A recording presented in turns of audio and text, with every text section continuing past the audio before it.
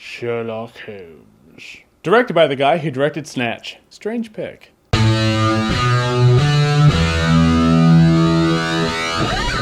Okay, so when seeing the trailer, I think it's safe to say that Sherlock Holmes looked like it was going to be National Treasure or The League of Extraordinary Gentlemen. Can I say it was a little bit of both? Well, despite a very strong performance by Robert Downey Jr., Sherlock Holmes as a whole, it kind of failed. I mean, the plot and the story just felt disjointed and hard to follow, and not in that stylish Guy Ritchie kind of way. And that's Guy Ritchie, Snatch and Lock, Stock, not Guy Ritchie anything after that. And in thinking about it, I think the reason the movie felt like that is because they don't tell you any of the clues being picked up by Sherlock Holmes. Okay, so imagine National Treasure, where whenever a new clue is found, the clue is really small and subtle enough to be missed by we common folk. We're talking it's like a grain of chalk or a piece of lint or something. But in the movie, they don't tell you what clues were found, or that there were even any clues to be found for that matter, until the very end of the movie. Don't worry, no spoilers, I'm just saying it's a movie with room after room and scenario after scenario of him gathering clues, but you don't know he's gathering clues. And then he wraps it all up in the last 2 minutes of the movie, which is supposed to bring validity to the last hour and 58 minutes you just watched. And I suppose it does, but it just doesn't feel any more fulfilling. You're just kind of like, sweet, Holmes, I would have liked to have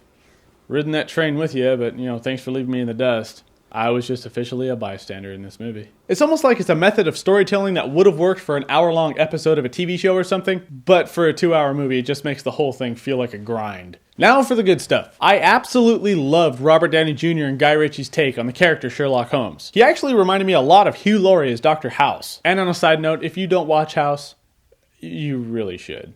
Sherlock Holmes is remarkably skilled at deductive reasoning, and I really liked how they showed it in this movie. Like when he's about to get into a fight, he stops, thinks, reasons, and calculates the statistics of damage inflicted on his opponent, and the probability of what his opponent's counterattack will be, and the best way to react accordingly. It's a really stylish way they do it in the movie. It was really cool. Because in short, he kills people with mathematics. How is that not awesome? As for the characters, Sherlock Holmes was awesome. Watson was pretty cool, probably because every scene he was in, he was with Sherlock Awesome. As for Rachel McAdams, you don't really care much about her character. You don't know much about her character, you don't care much about her character, you know what you need to know. And that is that she is ridiculously hot. And that's that. And in the world of plot nitpickery, just bear with me on this one. It's hard to make movies appealing when they take place in 18-something and the whole situation is that the world's gonna be in peril. Like, when Lord Blackwood's all like, I shall use this obsolete technology to rule the world. We are from a time when splitting the atom was just old news. So when Sherlock's all like, my God, Watson, a device that can control other devices through radio waves? Why, that will change the world. Whoever holds that device shall have absolute power.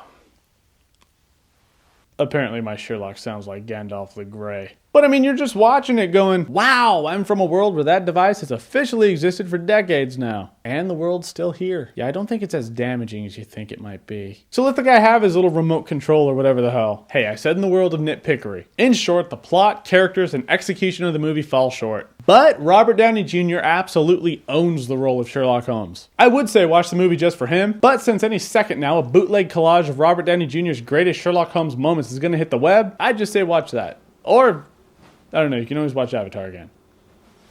But before you leave, be sure to click on the link on the sidebar and subscribe to my channel, because there are more videos on the way. Many more. Yes.